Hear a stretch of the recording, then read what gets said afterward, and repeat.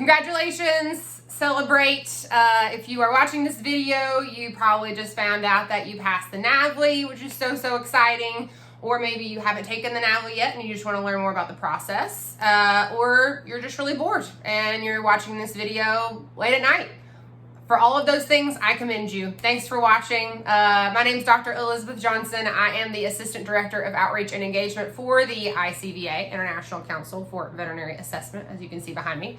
I am working on a series of these really, hopefully, helpful and informative videos for all of our candidates and the stakeholders who are involved in this process, specifically in the case of this video for the NAVLE, the North American Veterinary Licensing Exam.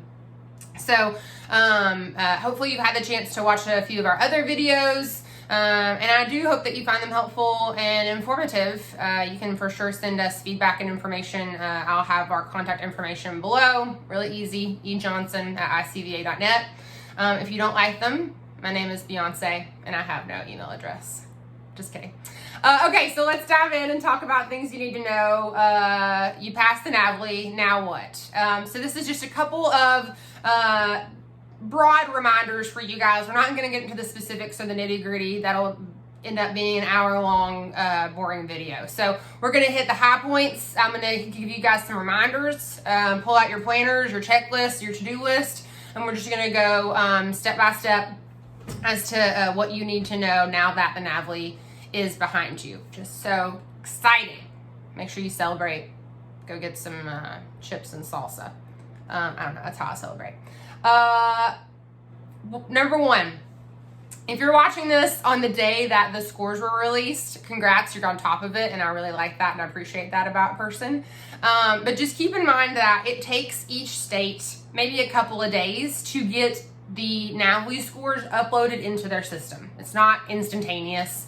So if you are wanting to get on top of it, seize the day, contact your state board and get the licensure process started. That's fantastic. Just keep in mind that they may not have your score right away. Give them a couple of days, okay?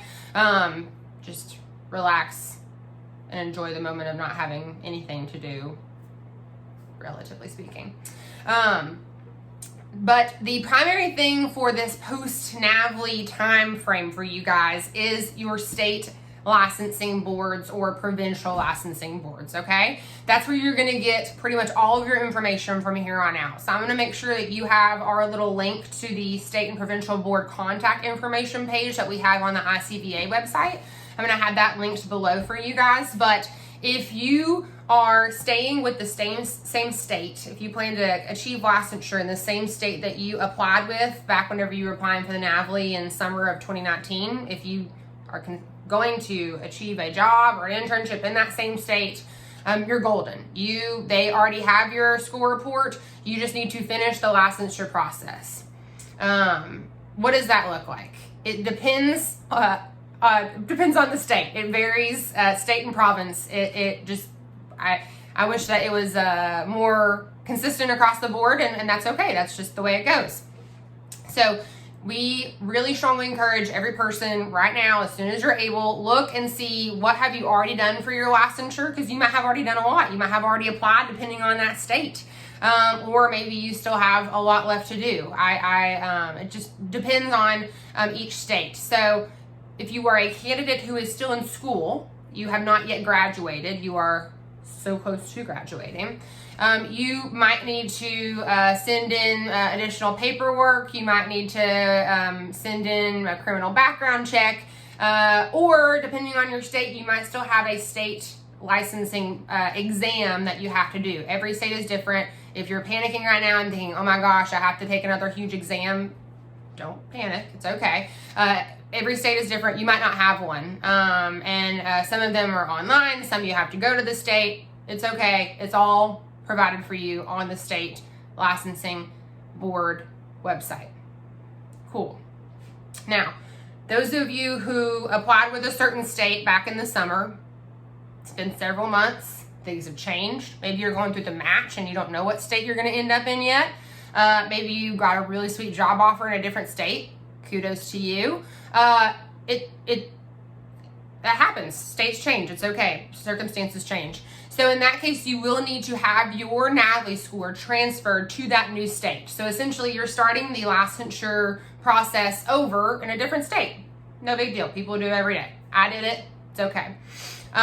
So you will need to go to the AAVSB, American Association of Veterinary State Boards. Love those acronyms. You'll need to go to the AAVSB website, and they have this really awesome system. It's called the Vault system that helps you easily transfer your, your scores, which are important and should be kept safe.